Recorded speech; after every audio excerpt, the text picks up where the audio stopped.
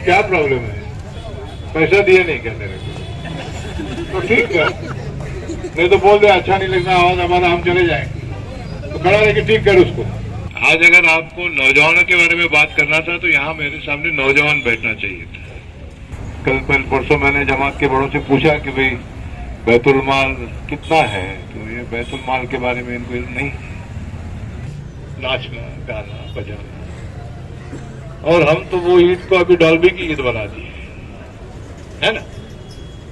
या तो आप नौजवानों को समझाइए अपने तरीके से, या तो फिर हमें इजाजत दे दीजिए हम अपने तरीके से समझाएंगे, क्योंकि हम भी तो उनके शान में गुस्सा की बर्दाश्त नहीं करेंगे। आप इसके आगे से उनके नवासों के शहादत पे हम नाचेंगे और अपने आप को आशिक बुलाएंगे। कोई मुतोली जाकर के खड़ा रह के नहीं बोला आप नाचेंगे तो मेरे जान पे से जाना यहां से करके, नहीं साहब क्या करेंगे, बच्चे हैं नाचते हैं गाते हैं, क्या तमाशा है। करबला का वाकया एक सबसे बड़े दुख भरा हम सब के लिए है, बराबर है, चाहे जो भी हमारा मतलब हो। और वो शहादत का अफसोस करने के बजाय हम इन पे जबरदस्ती करके परमिशन लेके, इनसे परमिशन लेकर के गाना बजाना गा के नाचना करते हैं कि घर में जनाजा है और बच्चे नाच रहे हैं। इससे बड़ी शर्म की बात क्या हो सकती है।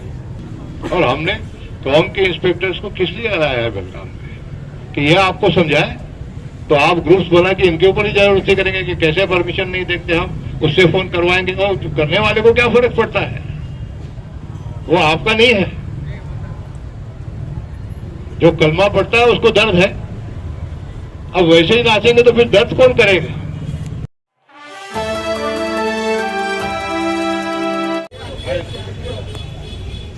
क्या प्रॉब्लम है? पैसा दिए नहीं क्या तेरे को? तो ठीक है, नहीं तो बोल दे अच्छा नहीं लगना आवाज हमारा, हम चले जाएंगे। तो खड़ा लेके ठीक कर उसको। लोग परेशान हो जाएंगे, डांटेंगे तेरे को, फिर मारेंगे, क्या भरोसा नहीं। तो हमारी जो परेशानी है वो ये सब उसकी वजह है कि कल मेरा बच्चा अब बड़ा हो रहा है, कहाँ कोई बुरी आदत में ना फंस जाए। देख रहे हैं, सुन रहे हैं, महसूस कर रहे हैं, गड्ढे साहब को भी जाके बोल रहे हैं, कमिश्नर साहब को बोल रहे हैं कि भाई नशा का व्यापार करने वाले बहुत हैं और इस्तेमाल करने वाले भी बच्चे आजकल थोड़ा बहुत कर रहे हैं, जो भी उनकी मजबूरी है, और इसको हम रोकना चाहते हैं। तो जब तक आप इसकी तरबियत और इसका ख्याल नहीं रखेंगे तो जब तक वो ये उम्र का होता है तभी उसके बाद में हम उसको कुछ नहीं कर सकते। आज मुझे कोई सुधार नहीं सकता, मैं बिगड़ा हूं, आपको भी कोई सुधार नहीं सकता। तो हम आपस में बात करके एक दूसरे को नसीहत देके कुछ फायदा नहीं है। फिक्र इनकी करनी है। अब इनकी फिक्र कैसे करें? इनके में वो आदत डालें कि भाई सबसे पहले अपने घर की चौखट के अंदर अपने माँ बाप की इज्जत करने सीखो। ये सबसे बड़ी पहली तालीम है कि बच्चा अपने माँ बाप की इज्जत करे, उनके सामने बड़ा तमीज से रहे, उनका एहतराम करे, बराबर है ना। उससे बढ़ के क्या होता है दुनिया में। कभी माँ खाना पकाती तो उसका शुक्रिया अदा करे, प्लेट उठा के रखे, कभी कभी धो के दे उसको, उठ के स्कूल की तैयारी करे, बाप उसको जाके स्कूल तक पैदल छोड़ के आए, टीचर से बात करे कि भाई मेरा बेटा पढ़ रहा है नहीं पढ़ रहा है। ख्वाब देखेगा कि मेरा बेटा बड़ा होकर डॉक्टर क्यों नहीं बन रहा है, जमात वाले क्या कर रहे हैं, तो डॉक्टर कभी कोई भी नहीं बनेगा। ये मोहल्ले से कोई बना ही नहीं है आज तक, तो क्या करें, बराबर है। तो ये जमातों की फिक्र का वजह है कि भाई कोई किसी को रिस्पेक्ट नहीं दे रहा है, कोई किसी की बात नहीं सुन रहा है। जमात के बड़े बैठे हैं तो भी 20-25 साल के बच्चे मोटरसाइकिल पे बैठ के सिगरेट पी रहे हैं हमारे सामने। हमने कभी हिम्मत नहीं की वो बड़ों के सामने करने की, तो गलती किसकी है? ये गलती भी हमारी है कि हम अपने घर में ये बात का ध्यान नहीं रखे कि ये उम्र से जब डिसिप्लिन आता है तो जिंदगी भर रहता है। 30 साल के बच्चे को आप सिखाने जाएंगे तो नहीं सीखेगा। 30 साल के बच्चे को ये समझाओ कि भाई आपने किया नहीं किया हमको नहीं मालूम, अब आपकी जो औलाद है उनको ये तरीके से आप बड़े करना बहुत जरूरी है। और तब जाके कहीं ना कहीं 10-20 साल के बाद में, कल सुबह में ये होने वाला नहीं है, 10-20 साल के बाद मेहनत के बाद में कहीं ना कहीं आपको बदलाव दिखेगा कि हर इंसान यहाँ ये मोहल्ले में, जो कुछ नहीं था 2008 में, मैं खड़ा था वहां पे, यहाँ से वहां तक खेती की थी, अब आलिशान बन गया है बड़ा। और तब जाके आपको लगेगा कि भाई यहाँ पे उज्जवल नगर में हर इंसान एक दूसरे को आप करके बात करता है, आप करके बुलाता है, आप करके नहीं बुलाता है। ना बाप बेटे को बुलाता है, ना बाप अपने बेटों के सामने अपने बड़े भाई को बुलाता है ना। तो ये बच्चे सीखते कहाँ से? सीखते हमसे हैं। गालियां देने भी हमसे ही सीखते हैं, क्योंकि हमारी आदतें जो बिगड़ गई है और इनके कानों तक पहुंच रही है और इनके कानों में जा जाके इनके दिमाग से, इनके जुबान से निकल रही है। तो ये फर्स्ट प्रिंसिपल है डिसिप्लिन का, फर्स्ट प्रिंसिपल है रिस्पेक्ट देने का। ये जब आप कंट्रोल करेंगे तो बच्चा माँ बाप की फिक्र करके क्लास में अच्छी पढ़ाई करेगा। माँ बाप टीचर से मिलते रहेंगे तो पता चलेगा कि भाई टीचर को भी लगेगा कि माँ बाप को फिक्र है, मुझे अच्छा पढ़ाना चाहिए इनको। अब माँ बाप को फिक्र नहीं है तो फिर देखते देखकर बच्चे हो गए और बच्चे कुछ ना कुछ या कुछ भी नहीं ये काम में लग गए। तो सही मायने की तरक्की जिससे रिस्पेक्ट मिलता है या मिलती है वो हम हासिल नहीं कर पा रहे हैं। कोई भी काम आप शुरू करो, पहले आपकी मंजिल तय करो कि भाई हमें क्या अंजाम तक जाना है, कहां पहुंचाना है किसको, तब जाके सफर शुरू होता है। ऐसे ही शुरू कर दिए कि भाई हमें कुछ ना कुछ करना है तो भी कुछ नहीं कर पाएंगे, आप भी नहीं, हम भी नहीं, कोई भी नहीं कर पाएंगे। नौजवानों से ये उम्मीद है कि आपके मोहल्ले में, अपने मोहल्ले में एक दूसरे की हम इज्जत करें। बेकार के फालतूगिरी में, फालतू शौक में, फालतू दिखावे में अपना वक्त जाया ना करें, अपना पैसा भी जाया ना करें। कोई आपको नई गाड़ी, नए जूते, नए शर्ट पहनने से बड़ा आदमी नहीं बोलेगा। आप अच्छे रहेंगे तो आपको अच्छा बोलेंगे, या तो आपकी परवाह नहीं करेंगे या तुमको बुरा बुलाएंगे। तो जमात को और उलमाए दीन जो हमारे बैठे हैं यहाँ पे, उनकी मेहनत बहुत है, लेकिन कहीं ना कहीं टारगेट गलत है। आज अगर आपको नौजवानों के बारे में बात करना था तो यहाँ मेरे सामने नौजवान बैठना चाहिए था। हम और आप आपस में आप क्या बात करें? नौजवानों को कहना था कि भाई आपके लिए कुछ पैगाम है, हम सब मिलकर आपसे कुछ कहना चाहते हैं और आपसे कुछ चाहते हैं। आप बड़ा मेहरबानी हमारे सामने आके बैठिए, जितने भी हैं, जितने इसमें से खड़े हैं, थोड़े बहुत से ज्यादा नहीं है यहाँ पे, उनकी जरूरत है, उनको जरूरत है हमारी बातें सुनना। जो हम उनके उम्र के थे एक वक्त, ऐसे तो पैदा नहीं हुए, हमारे जो भी तजुर्बात हैं, हमारे सामने जो मुश्किलें आए और मुश्किलें पार करने में किस किस चीज का हमें तजुर्बा मिला और कैसे वो पार कर पाए, कैसे कुछ कार्य नहीं कर पाए, ये हम बातें उनको समझाएंगे, आगाह कराएंगे, तब जाके वो समझेंगे। नहीं तो उनसे कौन बात करता है आजकल? वो बेचारे आपस में अपनी जिंदगी गुजारने की कोशिश में है और एक दूसरे को देख करके छोटा मोटा दिखावा करके छोटी अपनी शान अपने माँ बाप के सामने, अपनी बीवी के सामने, बच्चों के सामने, जो होता नहीं है, सुनने वाले तो वही रहते घर में, और कौन सुनेगा। अपने आप को ऐसे कर्ज के जाल में फंसा ले रहे हैं, बेकार के शौकों के जाल में फंसा रहे हैं, जिसमें से कभी कभी निकलना नामुमकिन हो जाता है। और छोटे तो कम, बड़े भी ये गलतियां बहुत कर रहे हैं। हम देख रहे हैं जो तरीके से शादियां नहीं होती थी वो तरीके से तो अब सगाइयां हो रही हैं। जरूरी नहीं है, बिल्कुल भी जरूरत नहीं है। आप कभी अमान सेठ के ऑफिस में जाएंगे तो एक फोटो देखेंगे, वहां पे करीब 20 साल पुराना है, 20 साल पुराना है, उसमें यही घड़ी दिखेगी आपको। ध्यान से फोटो देखने का मौका मिला तो यही घड़ी दिखेगी। तो उसका मतलब क्या होता है कि जिंदगी भर के लिए एक घड़ी काफी है, दिखाने के लिए 100 भी लेंगे तो काफी नहीं होगी। और वक्त देखने के लिए घड़ी है, लोगों के सामने नुमाइश करने की जरूरत नहीं है। एक छोटी सी बात है मगर हमें ये समझना बहुत जरूरी है। हर चीज ख्वाहिश करना, हर चीज लेना, मुझे चाहिए कुछ नहीं।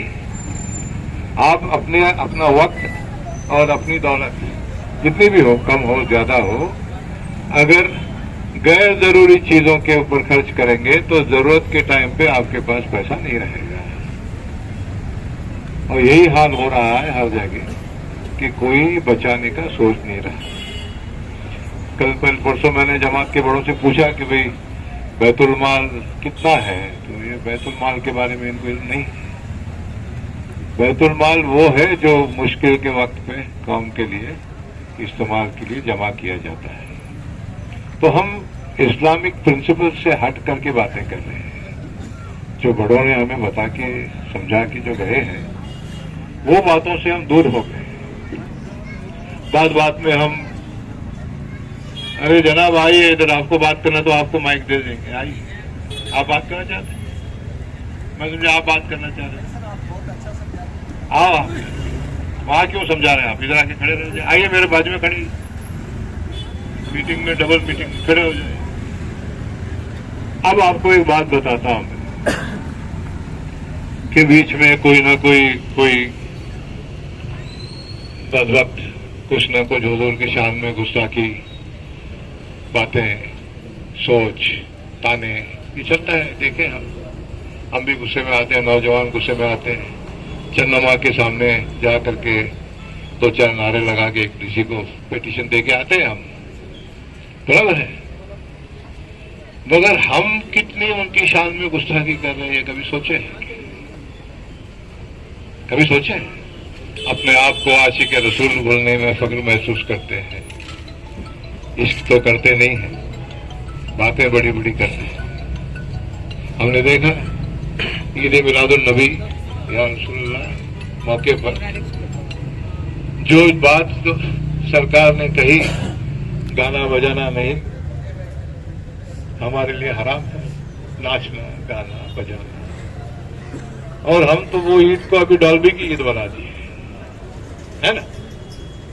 या तो आप नौजवानों को समझाइए अपने तरीके से, या तो फिर हमें इजाजत दे दीजिए हम अपने तरीके से समझाएंगे, क्योंकि हम भी तो उनके शान में गुस्सा की बर्दाश्त नहीं करेंगे। आप उसके आगे से उनके नवासों के शहादत पे हम नाचेंगे और अपने आप को आशिक बुलाएंगे, तो हमारे इतने बड़ी झूठी कौम कौन सी है? हमारे मोहल्ले में, हमारे नजरों के सामने, हमारे आलिमों के सामने, जमात के बड़ों के सामने, और कोई मुतवल्ली जाकर के खड़ा रह के नहीं बोला आप नाचेंगे तो मेरे जान पे से जाना यहां से करके। नहीं साहब, क्या करेंगे, बच्चे हैं, नाचते हैं, गाते हैं, क्या तमाशा है? तमाशा करते रहेंगे और फिर अल्लाह से उम्मीद करेंगे कि तरक्की हो, कहां से बरकत रहेगी? कभी मुमकिन है क्या? आज जो मुलाकात है ये कोई सियासती मुलाकात नहीं है, ये हम अपने आप को सुधारने की बात कर रहे हैं। उसमें शामिल हम खुद भी हैं, गलतियां आपकी भी है। बचपन हमारे नौजवान जो है वो छोटे हैं उम्र में, उनको समझाना हमारी ड्यूटी है। या तो फिर पहले समझा के बिठा के हाथ से, फिर बाकी जो तरीका है फिर गडेकर साहब करेंगे। गडेकर साहब जी, ओ गडेकर साहब आप आइए, आपको तो बुलाया गया है खास उसके लिए, आप आइए प्लीज।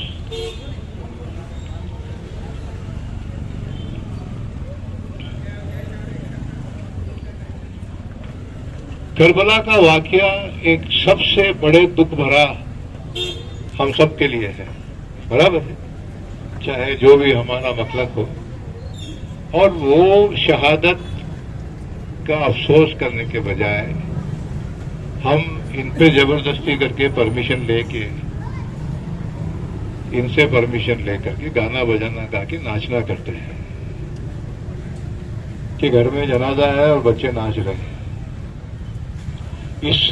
इससे बड़ी शर्म की बात क्या हो सकती है? शान में गुस्ताखी गैरों की आप बात करते हैं, मारने तोड़ने के डायलॉग वजह चालू हो जाते हैं, तो ये क्यों नहीं रोकते आप? और हमने कौम के इंस्पेक्टर्स को किस लिए लाया है बेलगाम में कि यह आपको समझाए? तो आप ग्रुप्स बना के इनके ऊपर ही जरूरत करेंगे कि कैसे परमिशन नहीं देखते, हम उससे फोन करवाएंगे। और करने वाले को क्या फर्क पड़ता है? वो आपका नहीं है। जो कलमा पड़ता है उसको दर्द है। अब वैसे ही नाचेंगे तो फिर दर्द कौन करेगा?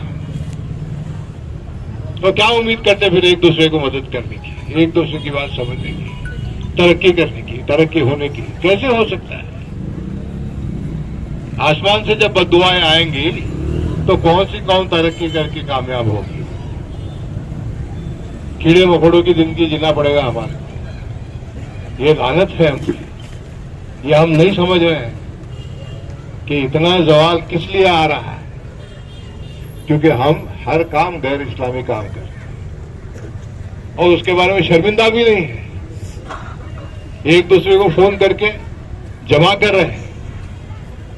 कोई नशा बेचने वाला, कोई जुआ चलाने वाला, उसको अपनी चलाने के लिए 4 लोगों को, बच्चों को बहका रहा है कहीं ना कहीं बैठ करके, चाहे बेलगाम हो, बेंगलोर हो, दावनगिरी हो, हुगली हो। ये क्या तरीका है? और हम जमात के 7 जमात के, 11 जमात के, 12 जमात के 50 लोग जमा करके अगर नहीं ये रोक सकते, नहीं किसी को समझा सकते, तो फिर हम किस काम के हैं? और हम भी किस काम के हैं? हमने तो कोशिश की, बंद हो गया था, सभी सब बंद हो गया था, फिर शुरू हो गया 2-4 साल पहले, 5 साल पहले। नहीं तो हम इजाजत नहीं दे रहे थे। जानते हैं गडेकर साहब सब इंस्पेक्टर बन के आए थे यहाँ पे, 2-4 मेडल के हकदार बन गए, अच्छा काम कर रहे हैं। तो आप सोचिए कि हमें कहाँ जाना है, कैसे रहना है। किस मुंह से हम बोलेंगे कि हमारे हुजूर सल्लल्लाहु अलैहि वसल्लम की शान में गुस्ताखी फलाना फलाना कर रहा है, जबकि हर साल में 2-4 बार तो हम खुद कर रहे हैं और बैंड बाजा बजा के कर रहे हैं। और इनकी फिक्र कौन करेगा? इनकी फिक्र तो इनके माँ बाप करेंगे। पहले माँ बाप को प्रॉब्लम है तो बड़ों के पास आएंगे, अपने पड़ोस में जाएंगे, पड़ोस से काम नहीं होता है तो जमात में आएंगे, जमात वाले घर में जाके इनके समझाएंगे। तो आपको सबसे पहले अपने अपने मस्जिद में एक रोल कॉल रजिस्टर बनाइए। आप मेहरबानी बनाइए, प्लीज बनाइए। घर का नंबर, घर में कितने फर्द हैं, क्या काम करते हैं, घर का खाना पानी सब ठीक ठाक चला है, तबीयत पानी ठीक ठाक चली है, ये आप फिक्र करने लगेंगे तो लोग बोलेंगे कि ये जमात फिक्रमंद है, हमारी फिक्र करती है। आज जुम्मा को नहीं आया, ईशा में दिखा नहीं, फजर में दिखा नहीं, क्यों बाबा नहीं दिखा? कुछ तकलीफ है? जाके देखो, घर में मिलो उनको, मिल के पूछो क्यों नहीं आ रहे बच्चे। किसी को बाजू वाले को ध्यान रखने का बोलो कि बच्चे स्कूल जा रहे हैं, नहीं जा रहे हैं, अपने अपने एरिया के दायरे में। तब जाके एक कम्युनिटी आपस में एक दूसरे के लिए खड़े रहती है, उसका मतलब होता है। और ये अगर हम नहीं करेंगे और यही हाल चलता रहेगा तो स्कूटर तो और 1-2-4 आ जाएंगे, मगर अखलाक तो इससे बदतर होंगे। हम तो चाहते हैं कि आप ऐसे इनके अखलाक बनाओ बच्चों के कि इनको देख करके गैर कलमा पढ़ने के ख्वाहिशमंद बने, और तब जाके हम कहेंगे कि भाई हम कामयाब हुए। ना कि हम कितनी दौलत कमाए वो जरूरी नहीं है, ना कि कितनी मंजिल की हमारी इमारत है वो जरूरी नहीं है। हमारा पैसे कैसे इस्तेमाल होता है, हमारा पैसे किस तरीके से आता है, हम बड़ों की इज्जत कितनी करते हैं, हमारे मोहल्ले में गंदी गाली बकी नहीं जाती, हमारे मस्जिदें फजर में भी फुल होती हैं, ये हमारी तरक्की की निशानियां होगी। बाकी और कुछ नहीं। अपने आप से ये इतना आप कीजिए तो हर एक घर छोड़ के दूसरे घर में इंजीनियर और डॉक्टर पैदा होने लग जाएंगे।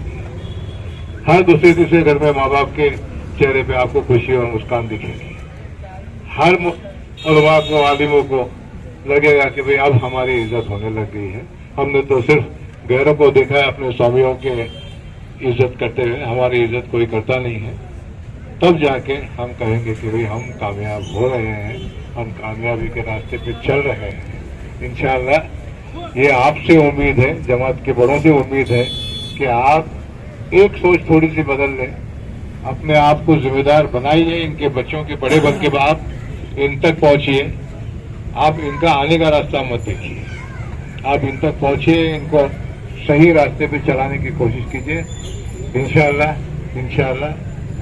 बहुत 5 साल में आपको बदलाव दिखेगा। इतना कह के मैं इजाजत लेता हूँ आप सब